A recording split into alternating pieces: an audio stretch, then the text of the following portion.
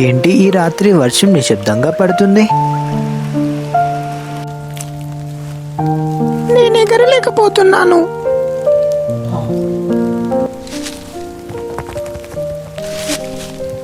భయపడకు, నేను నీతోనే ఉన్నాను.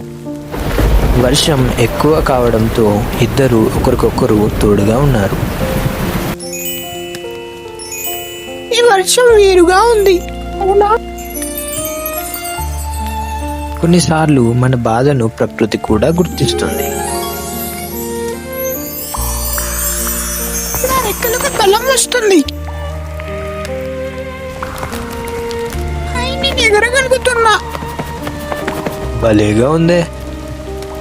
తన పని పూర్తయినట్లు వర్షం కూడా ఆగిపోయింది.